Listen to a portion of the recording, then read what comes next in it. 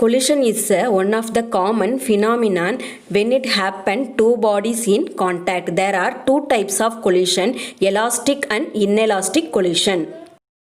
Elastic collision. In elastic collision, total kinetic energy before collision is equal to total kinetic energy after collision. During collision, there is no change in kinetic energy. Here, total linear momentum and total kinetic energy is conserved.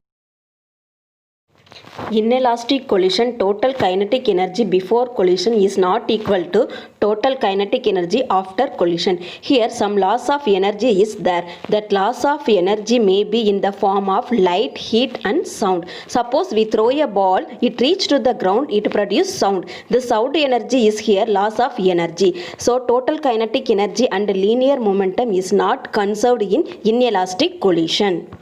Elastic collision in one dimension. Now we consider two masses m1 and m2. Their initial velocities u1 and u2. Now the two masses moving in straight line. When the velocity u1 is greater than u2, two masses to collide to each other and then again it moving in a straight line. Their velocities only changes v1 and v2. In elastic collision we know that total kinetic energy before collision equal to total kinetic energy after collision. On the same time that momentum also conserved. Now we calculate the total momentum before collision and total momentum after collision. Now we have to calculate the before momentum. So we know that the formula for momentum P is equal to mass into velocity. So here before collision is equal to P1 equal to m1 into u1 for mass m1. Next momentum of mass m2 is equal to m2 into u2. So total linear momentum equal to p1 and then p2. So m1 u1 plus m2 u2. And the same total momentum for after collision for mass m1 into v1 because the velocity changes after collision u to v. So we are taking as a v1. For mass m2, total momentum becomes to m2 into v2. So the same total momentum after collision equal to m1 v1 plus m2 v2.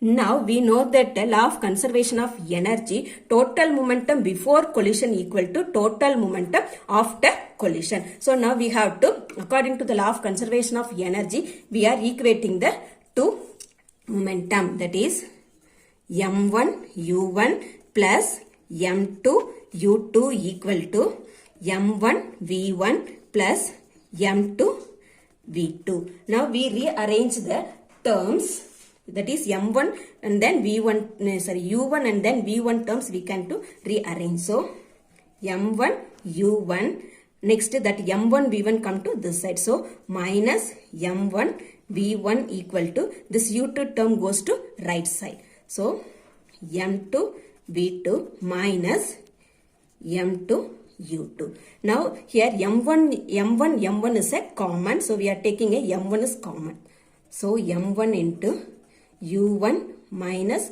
v1 equal to, here also m2 is common, so m2 into v2 minus u2. So this is a very important equation. We are giving a 1. Next we calculate total kinetic energy before collision and after collision. Total kinetic energy before collision for mass m1 equal to 1 by 2 m1 u1 squared. We know the formula of a kinetic energy equal to half mv squared. Here v is a velocity. Here in a mass m1 the initial velocity is a u1. So we are writing as an incident of v here u1. Next the kinetic energy of mass m2 1 by 2 m2 u2 squared. So the total kinetic energy equal to 1 by 2 m1 u1 squared plus 1 by 2 m2 u2 squared. This is for a mass m1 and m2 before collision. Next we find the kinetic energy after collision. 1 by 2 m1 v1 squared for mass m1 and then 1 by 2 m2 v2 squared for mass m2. So the total kinetic energy after collision of mass m1 and m2 equal to 1 by 2 m1 v1 squared plus 1 by 2 m2 v2 squared. According to the law of conservation of energy, we know that kinetic energy before collision is equal to kinetic energy after collision. So now we are equating the two equations, 1 by 2 m1 u1 squared plus 1 by 2 m2 u2 squared equal to after collision 1 by 2 m1 v1 squared plus 1 by 2 m2 v2 squared. Here we can cancel all 1 by 2 both left side and right side. 1 by 2 1 by 2 1 by 2 1 by 2. So the remaining terms m1 u1 squared plus m2 u2 squared equal to m1 v1 squared plus m2 v2 squared. Now we rearrange the terms m1 v1 terms, that is m1 u1 squared, that minus m1 v1's come to this side, so minus m1 v1 squared equal to m2 v2 squared minus that u2 terms come to this side, so m2 u2 square. Now here m1 and m1 is a common, so m1 into u1 square minus v1 square equal to, here m2 and then m2 terms are common, so m2 into v2 square minus u2 square. Now we are seeing that equations, it is in a u1 square minus v1 square. So it is in the form of a square minus b square. So a square minus b square, how we can write it? That is a plus b into a minus b. Now on the same method we are here also using, that is m1 into u1 plus v1 into u1 minus v1 equal to m2 into v2 minus u2 into v2 plus u2.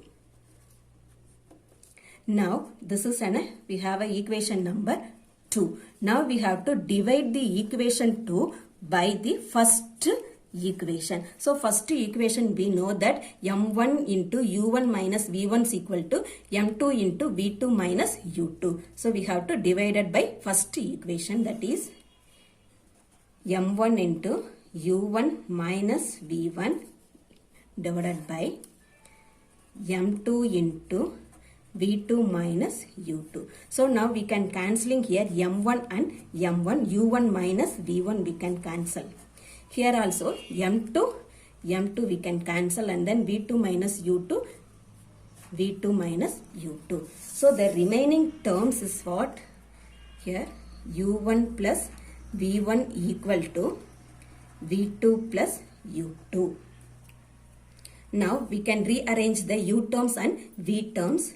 u1 minus u2 equal to v2 minus v1.